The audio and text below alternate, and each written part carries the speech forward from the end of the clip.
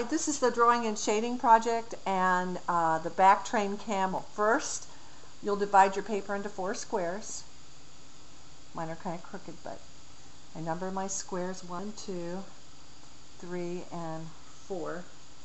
And in square number 1, I'm going to draw kind of a backwards or a forward C, sorry.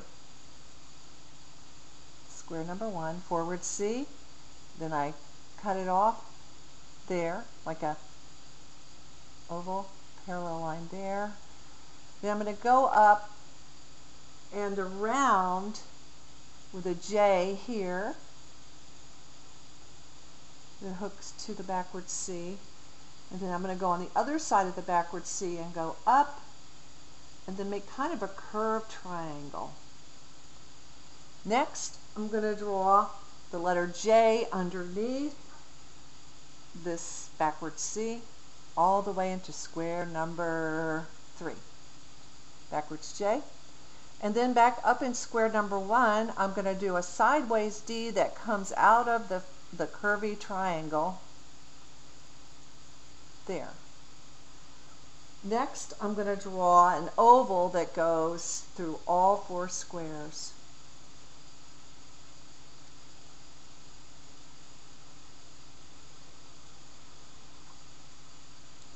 And then in square 1, I'll put a hump here, or an upside down U. Square 2, another upside down U, but larger. Square number 3, an oval going sideways, or a rectangle rounded. Square number 4 and 2, I'm going to do an oval here. Then I'm going to do a little triangle next to the oval, just like that, and draw the tail around that negative space. Here, a sideways U for the leg, and then here are his feet, or her feet, and tail. Next, I'll put in some hairline here, so some jagged lines here for the hairline, the ears or a leaf shape. The eyes are like a moon, crescent moon. The harness comes here. There's 3 circles. The mouth is here with a lower lip that's large. In the nostril, I'll make a half circle. And I'll put some circles here for the top part of the harness.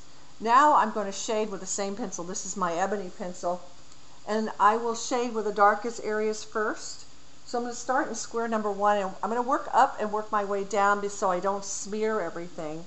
So in square number 1, I'm just going to color in the direction of the hair with the side of my pencil like this.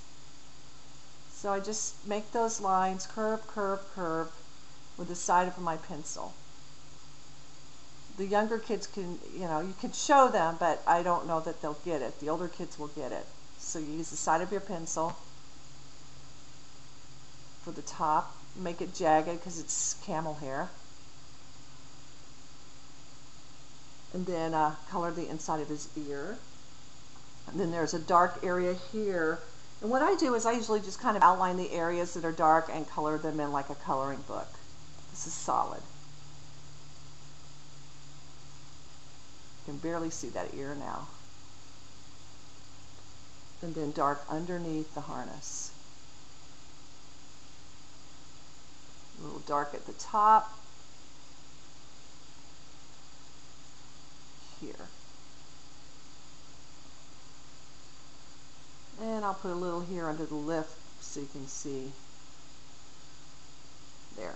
Okay, now this back hair or lump is all hair, so you're going to color the hair going in this direction. So I'm going to draw kind of an outline of what direction you're going in. Take the side of your pencil and move down, back and forth, and a round movement to make it look round. Push down. Use the side of your pencil so you don't have to sharpen it all the time.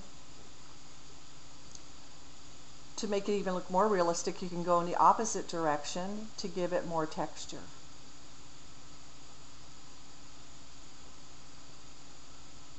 Okay, and then in square number 1 and 3, I'm going to kind of cut this in half right here, and I'm going to go in again. I'm going to show you the flow of the camel's hair this way. So you want to color in the flow of the object, or the oval, or the roundness, to keep it looking round. So there's your outline, and then you just kind of take your pencil, and this time I'm kind of doing my pencil this way, going up, just to get that movement and to get some kind of separation in the hair, some darks there. Little straggles here because he's not perfectly groomed. Nice dark under, really dark underneath that chin. Make sure your darks, when they're next to each other, one is darker than the other when they get close together, to separate the parts of the body. So I'm really pressing down hard using my ebony pencil. Then I think I'll go keep at the top, square number 1, this hump. I'm going to go ahead and draw kind of a shadow like this, and I'm going to make it come down onto the back like that and color it in.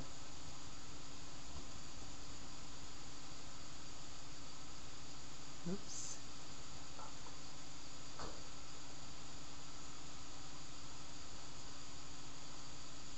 Go up into the other square, 2, same thing. All your shadows, it looks like they're on the right side of the humps, so I'm going to draw kind of a rounded shadow here that will go partially into his body, but not as much as the other one, and color that in dark.